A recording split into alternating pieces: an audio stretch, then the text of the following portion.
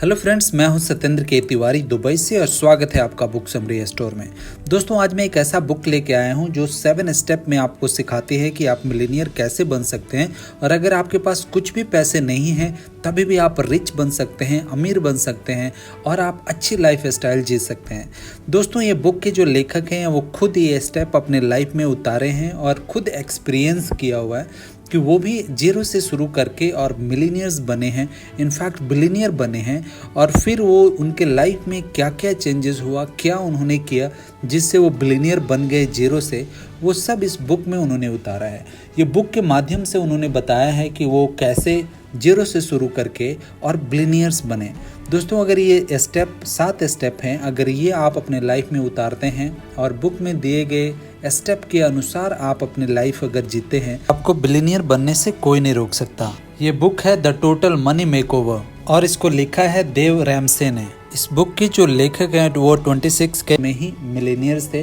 उनके पास $2.5 मिलियन था और उनके पास $4.5 मिलियन का एसेट्स थे। उनके पास रियल एस्टेट था, लेकिन बिजनेस में उतार चढ़ाव होने के कारण और लोन ज़्यादा होने के कारण उन्होंने अपना बिजनेस में सब कुछ गंवा दिया और वो एकदम दिवालिया जैसे हो गए।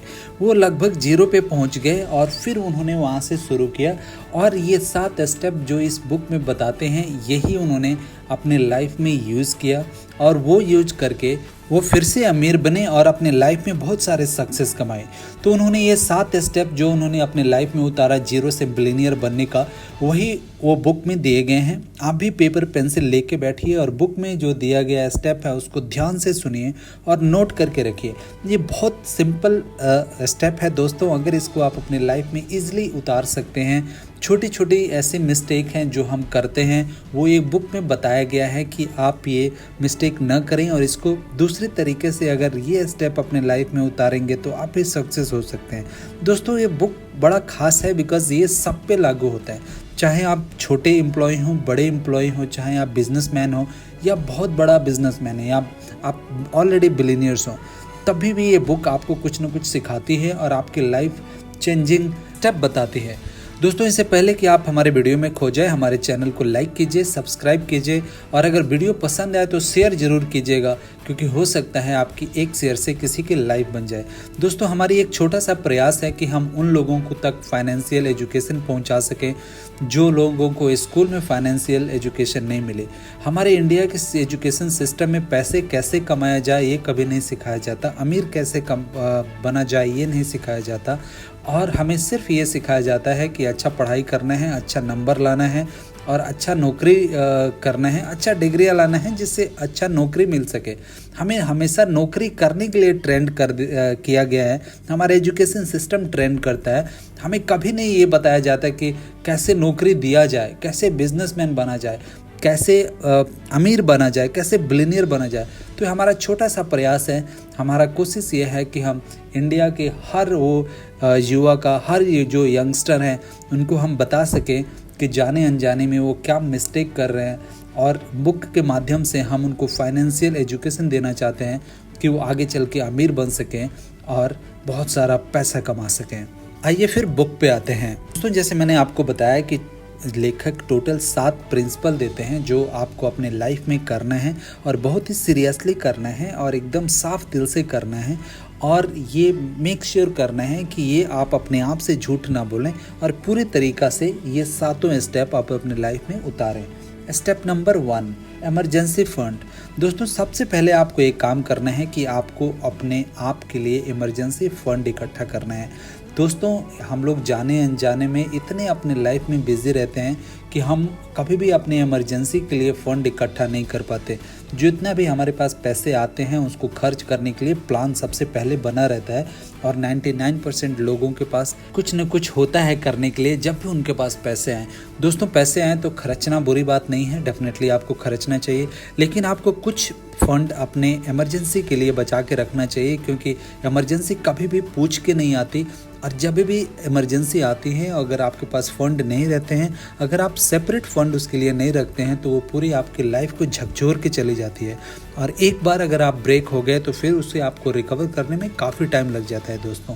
तो ये बहुत इंपॉर्टेंट है कि आप अपने इमरजेंसी फंड सबसे पहले इकट्ठा करें, क्योंकि इमरजेंसी किसी के लाइफ में आ सकती है दोस्तों। हम ह्यूमन हैं और हम जिस वर्ल्ड में जी रहे हैं वहाँ पे इमरजेंसी किसी के सामने आ सकती है। तो आपको हमेशा प्रिपेयर्ड रहना है, हमेशा अपने लिए इमरजेंसी फ़ंड इकट्ठा करके रखना है। अब आप पूछेंगे कि इमरजेंसी फ़ंड कितना होना चाहिए, तो दोस्तों लेखक के अनुसार आपके पास कम से कम $1000 होना चाहिए, जो तकरीबन 70 to 75,000 इंडियन रुपीज़ होती हैं।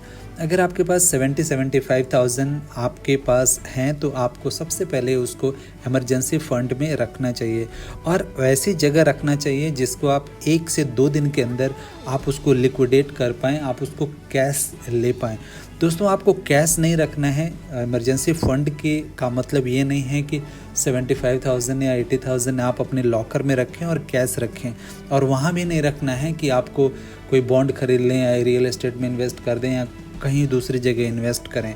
आपको ये उन जगह रखना है जहाँ पे आपको सिर्फ एक दिन विदिन 24 या 48 आवर्स के अंदर वो जहाँ भी पैसा रखा हुआ है आपके पास कैश आ जाए, वहाँ पे रखना है। इसके लिए सबसे बेस्ट ऑप्शन है कि उसको आप एफडी कर दें, और एफडी कोई भी होती है दोस्तों हमारे इंडिया में अच्छा खासा आपको इंटरेस्ट मिलता है, और एफडी आपकी 24 to 48 आवर में लिक्विडेट हो जाती हैं और आपको पैसे मिल जाते हैं। तो ये एफडी करके रखें, जो आपकी इमरजेंसी फ़ंड है वो भी आपके लिए कुछ इंटरेस्ट जनरेट कर सके और आपको पैसे कमा के दे सके। Principle number 2, reduce loan. दोस्तों लोन लेना आज के ज़माने में एक हैबिट बन गया है। जिसको देखिए वो सिर्फ दिखाने के लिए हर चीज़ का लोन लेके बैठा है। मोबाइल के लिए लोन लेके बैठा है, शादी के लिए लोन लेके बैठा है, गाड़ी के लिए लोन है, होम लोन के लिए लोन है, हर चीज़ के लिए लोन है आजकल। और लोन लेना एक हमारी आजकल के लाइफ में एक हॉबी जैसा बन गया है। जिसको जो चाहिए, अगर उसकी हॉबी है एक अच्छी गाड़ी के लिए, तो लोन लेके लोग गाड़ी ले लेते हैं। दोस्तों अमीर बनना और अमीर दिखना दोनों बहुत बड़ी चीज़ है। अगर आप अमीर रियल में हैं कि आपके अपने पैसे की आप यूज़ कर पा रहे हैं, और अगर आप सिर्फ अमीर दिखना चाहते हैं तो आपके बहुत सारा लोन के अंदर आप दब जाएंगे, और फिर वो लोन आपकी पूरी लाइफ परेशान करती रह जाएगी। आप देखे होंगे दोस्तों आपके सर्कल में ऐसे 1-2 लोग ऐसे ज़रूर मिल जाएंगे जिन्होंने होम लोन लेके रखा है और 30 ईयर्स के लिए होम लोन लिया हुआ है। दोस्तों अपने लाइफ के इतने लंबे स्पैम के लिए होम लोन उन्होंने ले लिया हुआ है कि वो अपनी काम पे जाते हैं सिर्फ काम इसलिए करते हैं कि वो अपने लोन की ईएमआई भर सकें। होम लोन, गाड़ी का लोन, एजुकेशन लोन और पता नहीं क्या क्या लोगों ने लोन लेके रखा है। तो दोस्तों सबसे पहले कि आपको अपने लोन को मिनिमाइज़ करना है, आपको अपने लोन का लिस्ट बनाना है कि आपके पास क्या लोन है, और उसको लोन को रिड्यूस करना है। जब तक आप अपने आप को लोन फ्री नहीं करेंगे, जब तक आप लोन को ख़त्म नहीं करेंगे दोस्तों, तब तक आप अमीर नहीं बन सकते। बिकॉज़ अगर आप लोन लेना है तो फिर आप अमीर के कैटेगरी में नहीं जा सकते, आपको लोन फ्री होना पड़ेगा। फिर आपके जो पैसे कमा रहे हैं या जो पैसे आपने इन्वेस्ट किया है या जो पैसे आपके पास आ रहे हैं, उसको आप अच्छी तरीक़ा से यूज़ कर पाएंगे, और वो आपको और भी पैसा कमा के देगा, और वो पैसा आपको अमीर बना सकता है, और वो पैसा आपको बिलियनियर बना सकता है।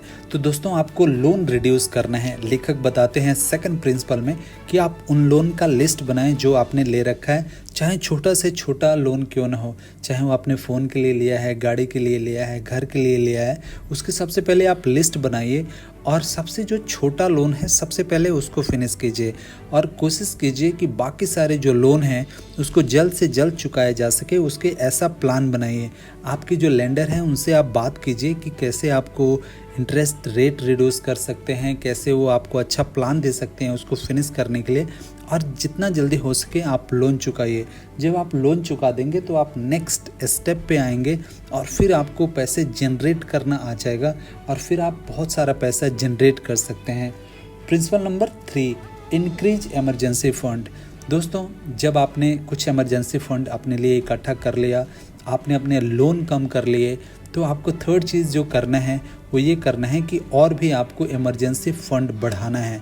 अगर लेट से आपने 75,000 इमरजेंसी फ़ंड रखा हुआ है, और आपने लोन रिड्यूस कर लिया, तो आपको सिर्फ 75,000 पे ही नहीं रुकना है, आपको उसको और इंक्रीज़ करना है। 2 लाख, 4 लाख, 5 लाख, जितना हो सकता है आप अपने एसेट्स बढ़ाइए और अपना इमरजेंसी फ़ंड बढ़ाइए, उसको एफडी में रखिए, जिससे आप एक तो सिक्योर रहेंगे, आपको कभी भी किसी से कर्ज लेने की ज़रूरत नहीं पड़ेगी और वो पैसा आपको इंटरेस्ट कमा के देगा, जो आपको और भी एसेट्स जोड़ेगा, आपको कैश देगा, आपका कैश फ्लो बना के रखेगा।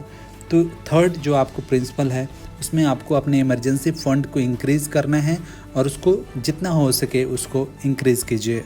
Principle number 4, retirement planning. दोस्तों, जब आप किसी भी एज में हों, जब भी आपको समझ में आए, जब भी आप ये वीडियो देखें, चाहे आप 20s के हों या 30s के हों या 40 के हों, आपको अपने रिटायरमेंट के बारे में ज़रूर प्लान करना चाहिए। क्योंकि दोस्तों, एक एज जब हमारी हो जाती है तो हमारे पास काम करने के लिए शक्ति नहीं रहती, एनर्जी नहीं रहती और हमारी बॉडी अलाउ नहीं करती है काम करने के लिए। तो उन दिनों के लिए आपको प्लानिंग आज से ही कर लेना चाहिए और आपको वो प्लानिंग करना शुरू कर देना चाहिए। जितना लंबा आपको वो प्लानिंग करने के लिए टाइम मिलेगा, जितना पहले आप शुरू करेंगे, उतना ही ज़्यादा आपको फ़ायदा होने वाला है। क्योंकि ये कंपाउंडिंग इंटरेस्ट रेट जो है दोस्तों, ये दुनिया का सबसे ज़्यादा पावरफुल है और सबसे ज़्यादा बेनिफिट है। इससे आपको एक मैं कहानी सुनाना चाहूँगा, जिससे आपको कंपाउंडिंग इंटरेस्ट की ताकत पता चलेगा। एक बार एक राजा रहता है, उसको चेस से प्यार हो जाता है। चेस उसको बहुत पसंद आता है और वो बोलता है कि जो चेस उसको सिखाया उसको बुलाओ, उस पर मैं खुश हूँ, उसको मैं कुछ देना चाहता हूँ। तो वो बोलता है उस बंदे से जो उसको चेस सिखाया रहता है कि आपको क्या चाहिए, आपने इतनी अच्छी गेम मुझे सिखाई है, मुझे पसंद है, आपको क्या चाहिए, जो भी आप मांगोगे मैं दे दूँगा। तो उसने बोला कि मैं कुछ नहीं, इतना बड़ा कुछ नहीं चाहिए मुझे आप सिर्फ एक काम कीजिए, चेस पे जितने खाने हैं, हर एक खाने पे एक दाना रखिए, फर्स्ट खाने पे एक दाना रखिए और इसके बाद जो दूसरा है उसमें डबल हो जाना चाहिए, फिर जब तीसरे में जाए तो वो भी डबल हो जाना चाहिए। जितने खाने में स्टेप बाय स्टेप आप जाएंगे वो डबल हो जाना चाहिए। ऐसे डबल करते करते तो राजा ने बोला कि ये तो बहुत सिंपल है, आप इतना छोटा क्यों मांग रहे हो? तो उसने बोला कि आप इतना ही दे दीजिए, बहुत है मेरे लिए। फिर राजा ने बोला ठीक है, ये 4-5 दाने लेके आओ, रखो इसके ऊपर। फिर वहाँ पे लेके आए, वो चेस बिछाया गया, वो पूरे 64 जो ब्लॉक्स हैं वो रखा गया। फिर एक एक दाना जब शुरू हुआ, जब उसको डबल करने की बात आई, जब डबल करते गए, तो आपको जान के हैरानी होगी दोस्तों कि वो 64 ब्लॉक तक जाते जाते कितना मिलियन ट्रिलियन चावल हो गया था। तो जो ये कंपाउंडिंग इंटरेस्ट रेट है दोस्तों, जो ये डबल का जो तरीका है, ये बहुत ज़्यादा स्ट्रांग होता है। अगर आप अपने फंड्स को एफडी में रखते हैं और कहीं भी रखते हैं जहाँ पे इंटरेस्ट मिलता है और स्पेशली कंपाउंडिंग इंटरेस्ट मिलता है, तो ये आपको बहुत ज़्यादा पैसे कमा के और इंटरेस्ट पे इंटरेस्ट करके आपको दे सकता है, जो लॉन्ग टर्म में जितना ही आप इसको टाइम देंगे, उतना ही ज़्यादा आपको इससे बेनिफिट होएगा। Principle number 5, save for your child college fund. दोस्तों, आपको प्लान कर लेना चाहिए कि आपके बच्चे का स्कूल का फ़ीस, कॉलेज का फ़ीस कैसे दिया जाएगा। दोस्तों, बच्चों का कॉलेज का फ़ी बहुत ज़्यादा होता है और हम लोग जब तक यंग रहते हैं तब तक हमें उन बातों पे यकीन नहीं होता है, या इनफैक्ट हम लोग रियलाइज़ नहीं कर पाते, हम उसको इग्नोर किए रहते हैं। लेकिन एक ऐसा दिन आता है कि हमारे बच्चों का पढ़ाई इफ़ेक्ट हो जाता है, अगर हमें तो वहाँ पे फ़ंड नहीं मिलता है, नहीं तो फिर हम लोग एजुकेशन लोन में फिर फंस जाते हैं। और आज अगर हम लोग लोन से बाहर निकलने की कोशिश कर रहे हैं, एक बार और आप स्कूल में या कॉलेज में अपने बच्चों को पैसे देने के लिए आप उसको लोन में फंसा सकते हैं। इससे बेहतर है कि आज से ही आप अपने बच्चों का कॉलेज का फ़ंड इकट्ठा कीजिए। उसके लिए थोड़ा ही डालिए, आपको 5% 10% ही डालिए अपनी सैलरी के, लेकिन उसको एफडी में डालिए, म्यूचुअल फंड में डालिए, कहीं भी इन्वेस्ट कीजिए, जब तक आपका बच्चा कॉलेज का में ना चला जाए और उसको हायर एजुकेशन के लिए पैसे की ज़रूरत ना हो। दोस्तों, जो यंग होंगे, जो शादी अभी नहीं किया होगा, वो तो सोचेंगे मेरे पास तो बच्चे ही नहीं हैं, मैं क्यों करूं अभी प्लानिंग। लेकिन आपको अभी करना चाहिए दोस्तों। जितना जल्दी आप करेंगे उतना ही ज़्यादा आप एसेट्स क्रिएट कर पाएंगे और उतना ही ज़्यादा आपको बेनिफिट होएगा। तो भले आपकी शादी नहीं हुई है, लेकिन आपको एक पैसे इकट्ठे आज से ही करना शुरू कर देना चाहिए। क्योंकि आज नहीं तो कल शादी होनी है, बच्चे भी होने हैं, और बच्चे होंगे तो डेफिनेटली उनको हायर एजुकेशन आप कराएंगे। तो जितना जल्दी आप प्लानिंग करेंगे उतना ही ज़्यादा आप उसको अच्छे से यूज़ कर पाएंगे और उतना ही ज़्यादा आप पैसे कमा सकते हैं। प्रिंसिपल नंबर 6, पे योर होम लोन अर्ली। दोस्तों, जैसे मैंने बताया आपको कि अगर ये 4-5 स्टेप्स हो जाएं तो पांचवा जो प्रिंसिपल आता है कि आपको अपने लोन जो हैं, स्पेशली जो होम लोन है, उसको जल्दी आपको ख़त्म कर देना चाहिए। हमारे पास सबसे बड़ी जो प्रॉब्लम है वो लोन का, होम लोन का है, जो लोग लंबा टर्म के लिए लेते हैं और जितना भी वो लोन लेते हैं उससे डबल या ट्रिपल वो इंटरेस्ट दे जाते हैं और उनको पता ही नहीं चलता कि इतना बड़ा मैंने इंटरेस्ट दे दिया।